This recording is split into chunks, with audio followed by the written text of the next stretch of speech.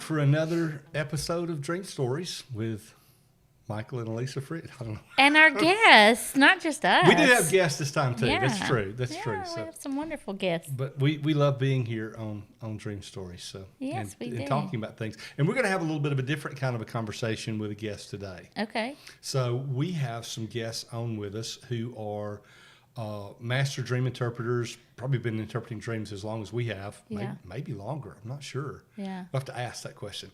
They've been interpreting dreams in England, and they're good friends of ours, really family. Yes. And we're going to have some conversation about the differences in culture and how we learn about dream interpretation. I just think it'll be a good conversation for folks. Maybe not focusing on a specific dream today. Right. Well, we may. You never know. Yeah, we may get caught up in a dream. And for Tony and Dwee's sake, we never know what we're doing. Yeah, exactly. But hey, wherever it takes us and then there's a good flow, we'll go there. It's true. It's good. So, well, do we need to welcome them? We should. We just jump right into it. Okay. Right? There are probably things I should have given preliminarily, but... Well, go ahead. Well, I'm just trying to think of what they are. That's the problem. Well, they're from England. You've already said that. I was talking about just for Dream Stories in general, but this is good. Let's just bring them on, and I'll think of all the other things before we finish. Let them tell us a little bit about themselves if they want to. So let's just welcome Tony and Dwee Cooke from, I don't even know where they're at in England now, because y'all have moved to the seaside. You're no longer in Cheltenham. So Tony and Dwee Cooke with Streams Training Centers England and Dream Academy and all kinds of other dream-related things in England. Welcome. Thank you. Thank you. Yeah, we've known Michael and Elisa for almost more years than we would like to remember, really. I was thinking. And we've been good friends, the sort of friends who can tell each other the truth, which is always a good sign. Which is valuable. It is. I think we met them in the mid-90s. We did. That is the 1990s, not the 1890s, just in case anybody. At the age we're getting to, it could have been the 1890s. That's the problem. So. Yeah. I think I had an encounter. I think I met you guys in Scotland when I was in Scotland. Now you met. I rode in a car with you. You guys gave me a ride. We went to dinner somewhere. We did. Yeah.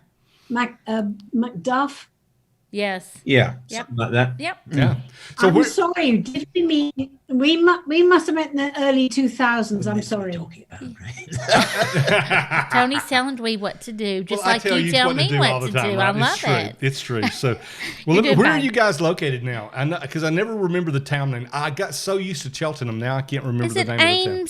Is it Ames? It is Emsworth. It is quite a large village, probably a small town. It is a small town. It borders the coast, and it's between a beautiful town called Chichester and further up, and we are closer to Portsmouth, which you may have heard of. And Southampton. Portsmouth and Southampton are next door to each other. Okay. Southampton is a huge sort of commercial seaport, and Portsmouth is a huge naval seaport. Okay. So a lot of people who worked in the naval base for Portsmouth actually lived in Emsworth, we find. Yeah, so that's where we are. Okay. I think we have a Portsmouth in the United States that's also a big naval base.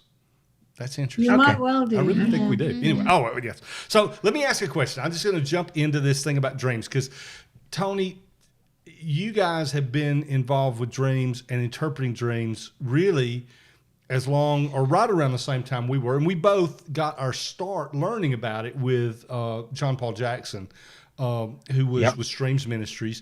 But we've talked about our story sometimes. What in the world convinced you to start learning about dreams? What was it that drew you into the idea that dreams were important? Well, this was, Dwee and I were at a conference up in the northeast of Scotland with John Paul on, it was The Art of Hearing God, wasn't it? Yes. Yeah, that was 2002. I know that. Yeah, and we went up there because something had broken out in the church that we were pastoring on the prophetic, and we needed to get some input. And then at the end of the sessions at the end of the week or however long it took, I think, well, anyway, doesn't matter how long, he suddenly stood up and he said, just thought I'd let you know, we have been interpreting dreams as outreach in Las Vegas, yeah. And there were queues around the block. And the moment he said that, I felt a harpoon in my chest. It was just like, oh my goodness. And you had a similar sort of reaction, didn't you? I wouldn't call Oh, it. okay. She's always told me it was, so yes. I've assumed it was. Anyway, I think you and I hers was a spear. Completely stunned by that. It was just like a bolt from God anyway, whichever way. And I knew that I had to be involved in dreams at some level, which was bizarre because I could, at that point, I could probably have remembered 3 dreams in the whole of my life. And at that point, I was, I don't know how old I was, old enough, 30s or something, or older, 40s. So there wasn't any doubt in my mind that I had to get involved in it, but it had no appeal to me except that God spoke. You know, it was just like that. I knew that I had to do it. That might have been when you were there, Elisa. That was the first one he did in Aberdeen. Up in Banff. Banff. Yeah. Yeah, you're there. Yeah. And that might be when we had a meal. And we went back the following year. To do Understanding Dreams and Visions. Understanding Dreams and Visions. In that time, between the two, because they were about the same time of year, I'd been diagnosed with breast cancer and had treatment. So I went back with a dream, which actually is in your book, Michael, Dream Stories. That's right. Thinking, because I didn't know how to interpret dreams, I'd never understood how important they were in the Bible. Suddenly I had a dream, which I misinterpreted, which looked like I was going to die fairly soon. Share that dream. Go ahead and share that dream because it's short enough that you can cover it, because that's important, because that really sealed the deal for you guys with recognizing how valuable dreams were. It did for me because I'd had the dream, and just tell it. It was that I was underwater in a submarine, and suddenly I broke surface. You know, the submarine I was in, it was small. It was yellow. It was small, and the ocean was very blue. It was a little bit like being in the Caribbean. Yeah. And I came up, and there, towering above me, was a white cruise liner. And it was sort of towering above me in my way. You know, I'd come up and it was coming towards me. That's why I thought, you know, I'm not safe anymore. This thing's going to mow me down. I'm small. It can't see me. You thought you and the Beatles were going to get out, right? She thought she was going to die, and I wrote a song. It's, you know, that's the way it is. So I did actually talk to one of the team. Yeah. Now, I was desperate, and I didn't have the confidence to ask John Paul himself. I didn't think we were really allowed to ask people to interpret our dreams, but I had this short dream. And she looked at me, and this dream interpreter, and she said, no, you have been interceding hidden in the Holy Spirit, doing what you do, and no one's really noticed. And that's okay. I mean, but now you have come up, and this is a dream of hope, and you have appeared and been noticed by a bigger ministry. Yeah. And she didn't say which one, but why was I at John Paul Jackson's dream interpretation, Understanding Dreams and Visions course? I was like completely amazed. There we are. It was the opposite. Yeah. Something that you thought meant the end actually was meaning a beginning, which is really something that people run into in dreams a lot of times, where they think a dream means something that it doesn't, and it brings fear because they don't have an interpretation. That's one of the reasons I love interpreting, is bringing hope. Well, we do, for me, after having some training in dream interpretation, I do examine my life when I wake up from having had a dream. Like, what's going on in my life right now? Why would I be having this? So I can understand why you would go directly to that thought, oh, this is not good. But that's why it's so important to know metaphors and understand. Go ahead, Tony. I do think that's a very good thing to do as well. Yeah. Look at your circumstances. Sometimes it might be a soul dream, right? But look at your circumstances, because even if it's a dream from God, the circumstances may have an important aspect to it, just like Dwee's did. Right. Sure. And I look at it now, and that dream, there's no doubt that dream has been fulfilled on multiple levels, because not only did the dream not mean what you thought, which is that you weren't going to make it because you're sitting here with us right now.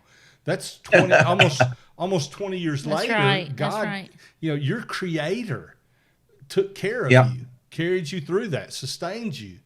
And at the same time, you're doing exactly what that dream said. You were recognized by not just one, but multiple other organizations and ministries and associations and groups, and encouraged to step out and be who you guys were created to be by that dream. Yeah. I love it. Yeah. So you're right. It was the turning point. It was, yeah.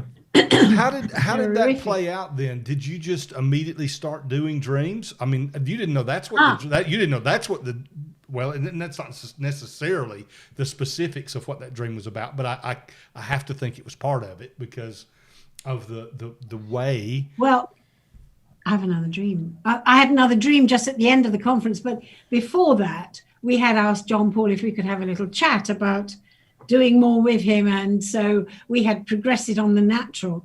But I had another dream because Tony and I, we had learned a lot. We had done a lot of the prophetic exercises from the Art of Hearing God with our people in the church, although we'd not taught the material because we weren't trained to do that yet.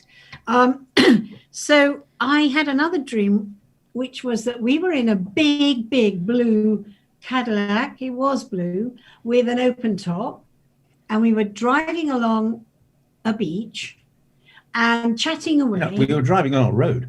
Well, we were driving along the beach, and then we came to a tidal road. Now, I know this tidal road very well. So does Tony, because it's figures. But just to explain to people who might not know, a tidal road is exactly what it says. It's open for about 4 or 5 hours a day, and then it's complete covers. Oh, tidal, Tidal, like a tidal wave. Okay. Yeah. So we decide. Tony's driving, and we sort of start to cross. We think, we can probably get across. It's not we can make it. And we were about very shortly, as soon as we could see, actually, we were going to it wasn't going to work. We could not cross we couldn't use that road yet. So we reversed out quickly, and we waited because the tide turns. Within a couple of hours, we'd be able to do it again, use that road again. So that's what that dream meant to us was, you have been learning a lot. You're not to release it just yet. Wait for the right timing. And you're going to have an open top, revelation. That's so from good. Heaven. And we do have, sometimes we use language in our podcast that everybody doesn't understand, like the tidal road, but sometimes we use language from our faith background, Christian faith background, that some of our non-Christian listeners don't get. And that when we talk about that prophetic, and oftentimes we say the blue car, for example, speaks of something prophetic. That's really just talking about hearing the voice of your creator, hearing the voice of the one who created you, hearing from the spiritual realm. And you guys are amazing in that. But it wasn't an overnight process. Well, the other thing that was interesting, Michael, was that this road that we know so well, but we were in a car that was an American car. And of course, the ministry that we ended up with, Streams, is an American ministry. Oh, that's good. Yeah. Yeah, it's true. And it's true. And the revelation that we walked into through Streams has just been incredible. Amazing, yeah. And sometimes it's those little subtle pieces of a dream that aren't necessarily what you need for the interpretation, but they give you the flavor. They bring forth the the piece of the little piece that just kind of opens up something about the dream. So yeah, I sometimes think of it as a, you know, the skeleton of the main dream, and then the extra bits are your ligaments and your muscles and your little bits and pieces. But it goes, in some ways you don't need the little extra bits, but it tells you so much more. You know what? I still think there's more to that dream that is not unfolded. And I know that may sound crazy, but there was also the section of where you said you knew you could come back later. And I think there's a place where you didn't have a full road inlet into, or there was, you know, something blocking you, that you're going to be able to go back and share and release something about whatever the revelation is, through dream interpretation, whatever. Go back down some avenues that you did not have roads into before. And it's probably a place you've already been before. I just sense that. yeah. And it's, Yeah, I'll take that. We'll have that one. We'll take that. Yeah. We'll pray about that. Thank you. and that's one of those things about dreams. They unfold. They don't. You can Yeah. have a meaning that is absolutely accurate for right now. You can, Yeah. 20 years later, be talking about the dream and have new revelation, new understanding that comes out of it for the current moment too. Yeah. See, that's what I love about saying our dreams come from an outside source. They don't. Soul dreams come from within us, but most dreams, a lot of dreams, come from an outside source, our Creator God or our adversary. Yep. And those that come from our Creator they're living. They're not Yes. you don't just have them and they're over. Yeah. They're an evolving, dynamic, living thing itself. It's exciting. Yeah. That's so neat. That's really cool. Now you connect with those two dreams. You guys ended up connecting with Streams Ministries and with teaching for John Paul Jackson, some various classes. We've done that as well, weekend classes, some of those on dream interpretation. How did that evolve? What are you tell me what you're doing now? What's it like to do dream interpretation in England? Because in the US, we're still fighting a battle of a lot of the spiritual people around us still kind of think dreams are weird. So there's this process of those hungry for that interaction with the spiritual realm and those who are scared of it. Is that true in Europe as well, or is it different there? Absolutely. Yeah, absolutely. It's no different. I think, you know, the whole, I don't like calling people New Age at all. I tend to think of them in my head and refer to as people like that as new seekers. Because a lot of them are a lot hungrier than some of the church-going people we know, which is sad, but there you go. And I think, you know, there's a huge skepticism within the church. There is also outside of the church, but the skepticism does not come from those who have investigated, I don't know, Eastern mysticism and all that sort of thing. It basically comes from within the church, and it's because over the years they've been taught or they've been put off by leadership. And again, you know, we understand that one. It's not a criticism. It's just a fact.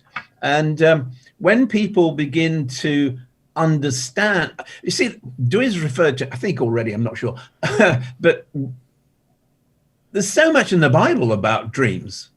And the funny thing is that until we started to get interested in dreams, we kind of read them and it just went whoosh over the top of our heads. Now we read the Bible and everywhere we go, there's either a reference to a dream or a vision or something. And so it is like having a veil lifted off your eyes and your ears. And so, yeah, we're no different in that way. Sadly. Yeah, I would say that because Streams invited us out to do the teacher training for Art of Hearing God. And in fact, one of the speakers there was a man called Michael French. Yes, it was. That's when he must have met you. Yeah, we couldn't understand him for the first 10 minutes. Oh, that's great. Oh, my. Have you? No, he is naughty. But do you understand us better now? It takes you a while to get in the rhythm, doesn't it? You Of go, course okay. we do. Yeah, okay. Well, it's interesting. There's so many similarities that cross cultural lines, like the aversion in some cases to mystical things. I've taken, just to be honest, being a person who has a strong Christian faith, I've taken to calling myself a Christian mystic, which for my traditional Christian friends just really freaks them out. You just took the words right out of my mouth. I was about to say I consider myself a mystic, and that term, even especially where we're from, even though it should be considered a Christian reference, it is not. It is considered something really weird and not godly in some way, and you can't have these experiences, which is that Western mindset of, can't see, taste, touch, smell, then it's not real. I remember that being impounded in my head when I was younger.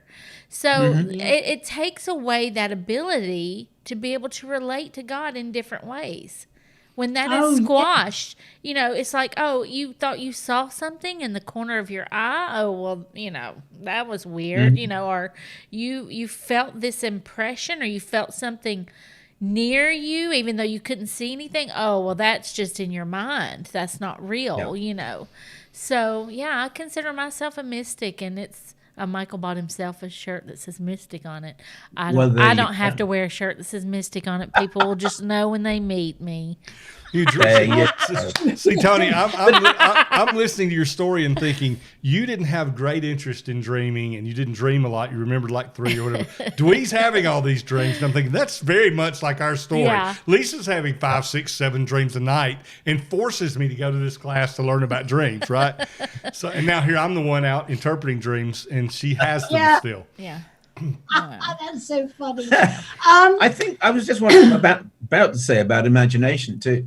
I mean, again, our Western culture does not encourage adults to have imagination. Bizarre, isn't it? Yeah. Because we encourage our kids to. Yes. But actually, one of the exercises we do when we do a face-to-face teach thing with people is just to get read a story like David and Goliath, or any of the parables or whatever, and say to people, well, what happened? Did you see anything? Did you imagine anything? Were you there? And they all go, oh yeah. And then you start to talk about imagination, and you can see it. It's like a steel door comes down. Oh, not allowed to go there. And yet, for dreams, understanding of dreams, and I believe understanding the Bible, you cannot do so without having imagination. I remember John Paul used to talk about the white space, didn't he, in the Bible? He did. Basically, don't just read the letters on the page, read the white space, by which he meant read what's going on around it, read what the Spirit of God is doing.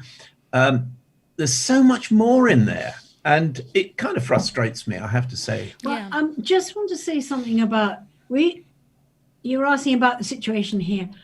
We were incredibly blessed by the fact that John Paul, in certain parts of the London and the UK, he had a good, he was well thought of, and people wanted him. Right. So when we were released to start the Streams Training Centre here, and he came over and he would speak in our church. I think he did that twice, and he would speak at conferences and things. It was really helpful. We didn't realize that, because we were just training people to teach and stuff and doing our stuff. But we loved John Paul. We went to America. We spent so much time training, but there were doors opened over us, I think, because of John Paul Jackson. Yeah, for sure. And there were church leaders responsive to that. So some of what we've encountered has been a blessing, a legacy from him. Yeah, and some of it has just been, there have been some good leaders who are really open. I don't want to condemn all the leaders. No, that's not. There are some who are really open, who say, come and teach what you like in our church. And, they're just so sweet and so empowering. Well, I just want to pick up on something, Michael, if I can. Yes, go ahead. and now, of course, it's just gone flying out of my head. As it, What were you going to say, Michael? And maybe he'll think of it. While you're thinking that, I know what it Good. is. I know. It was because what happened from there on inwards, we got trained. Because this thing had hit us so strong, we were almost impelled out into the streets or into the Yes. pubs, or we took teams out. We had somehow managed to persuade our congregation, or a few of them, that it was a good idea to take teams out, and we'd go off to pubs. We'd go off to shopping centres. We'd go off to things like the Cheese Festival local, and we would literally interpret dreams. And looking back on it, it was kind of scary how little we knew. But God was so gracious, and it gave us confidence to get out there and know that people actually were open, and they were remarkably open. And that's what really pushed on for us. It wasn't just about the church. For us, it was, yes, about the church, but it was also about taking dreams out into the street, and maybe, if it was appropriate, then talking about Jesus with them. And I love that, because dreams were not that's where I was about to go as well. Dreams were not just for the church. They were not just for the Christian faith. They were something that we, because our faith embraced this spiritual encounter and experience, could share in a way that related to spiritual people who weren't necessarily Christians. And I loved that. That was one of the things for me, because so many times the church had shut the non-Christian spiritual seekers, as you call them, had shut them down, is why they were seeking. And it gave me a connection back. And I still love that connection we get. Same thing happened to me. I mean, as a child, I remember telling my Sunday school teacher that somehow I just knew things. I don't know how I know them. Like I'll know something before it's going to happen. And she said, "You better not go down that road. That is wrong. That is from the devil." I mean, all these things. And I was like, so I shied away from that, but I was drawn to some things that were then, that I wouldn't be drawn to now, which was like a Ouija board and things like that, which I felt like came from a source that is not my creator, know? And so if you get shut down, you get drawn to something that's maybe not dark, as real. Maybe dark. And that's not as real. That's right. Well, we're running out of time. So let me shift this just for a second, because Tony and Dwee, you guys train on dream interpretation, and you do both local live classes, probably not right now with the COVID situation, but you do the local live classes, and you do online something you have called Dream Academy. So people may be interested, when COVID is calmed down, and getting in touch with you and doing a class there in the UK, or in the potential of just connecting with you for some additional training. Last week, we talked a little bit about what Lisa and I do with Dream Sim. You do something that's similar but different in the UK, and both of us have students all over the world that draws people into just working through the process of understanding dreams. Talk just a minute or two about that before we have to go, and tell people how they can get in touch with you. Okay, well, we have a website, which is a sort of landing page before you, because it's a membership site. The Dream Academy is a membership site. So it's at www.thedreamacademy.online. So that's how you can get hold of us if we need to. Do you want to say that again? Just say it again. www.thedreamacademy.online. And Noah will put that on the screen, I'm sure. So that's it. And what it is, we set this going, funny enough, just before the COVID lockdown, not knowing that was going to happen.